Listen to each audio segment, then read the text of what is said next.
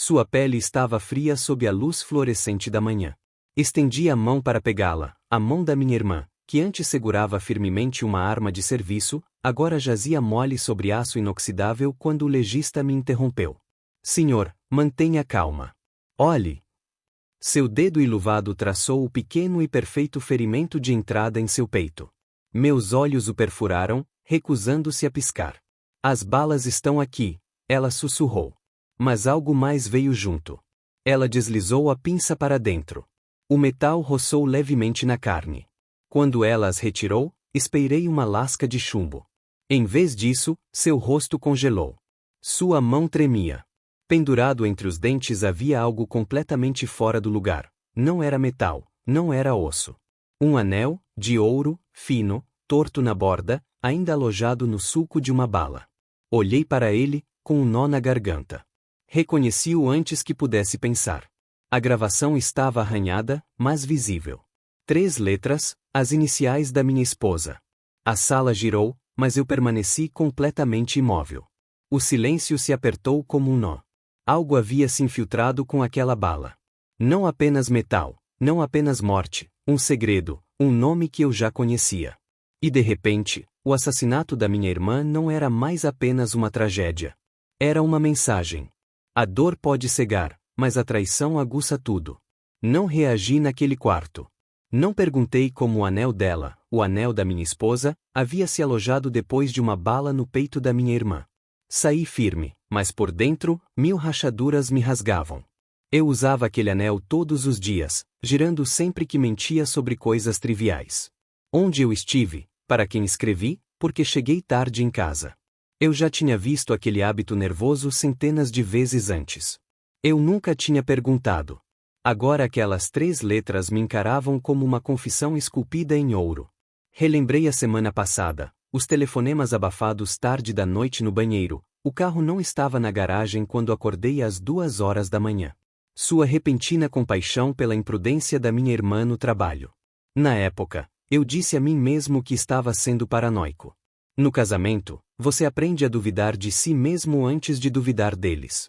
Mas, ao amanhecer, com o sangue da minha irmã esfriando a centímetros dos meus sapatos, parei de duvidar. A traição não foi apenas conjugal. Foi íntima, profissional, fatal.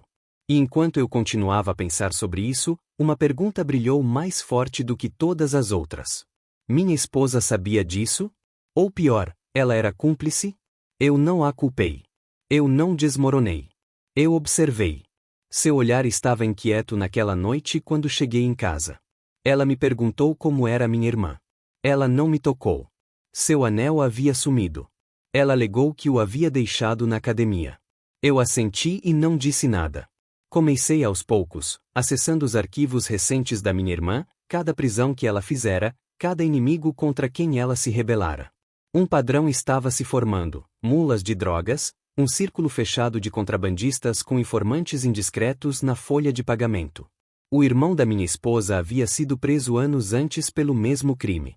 Ele desapareceu antes do julgamento. Certa manhã, enquanto ela servia o café, perguntei casualmente: "Você sabe alguma coisa sobre ele?" Ela estremeceu antes de responder.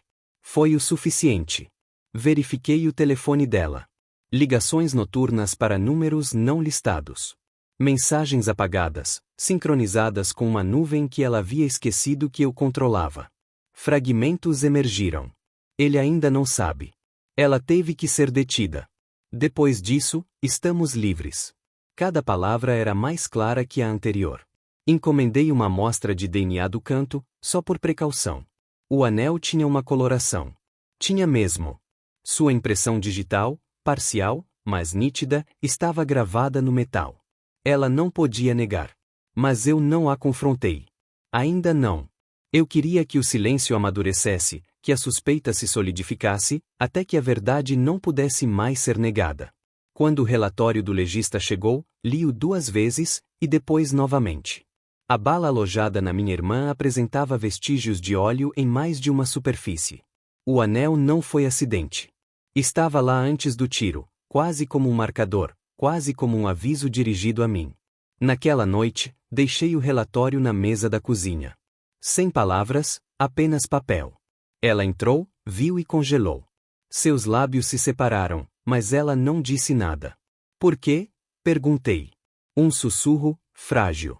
Ela não tinha deixado chegar tão longe. Sem negação, sem confusão. Uma confissão. Seus ombros caíram. Ela chorou, ofegou, estendeu a mão para mim. Eu não me mexi. O silêncio em torno de seus soluços era mais alto do que qualquer confissão. Deslizei o anel pela mesa. Ele tilintou suavemente contra o relatório. Sua mão flutuou, tremendo, mas eu não a deixei tocá-la. Você estava usando isso quando conspirou com eles, eu disse.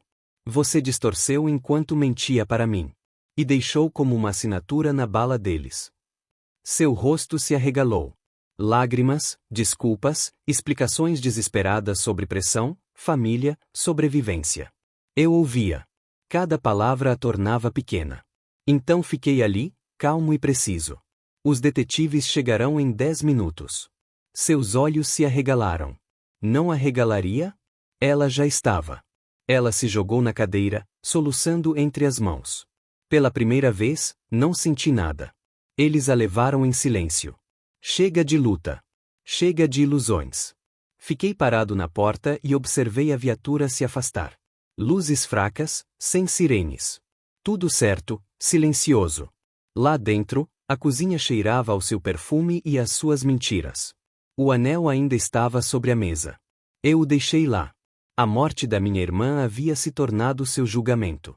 Minha dor havia se transformado em justiça. Eu não havia vencido. Eu não havia perdido. Simplesmente vi a verdade e me recusei a desviar o olhar. Bastou. Quando apaguei a luz da cozinha, o cômodo ficou escuro.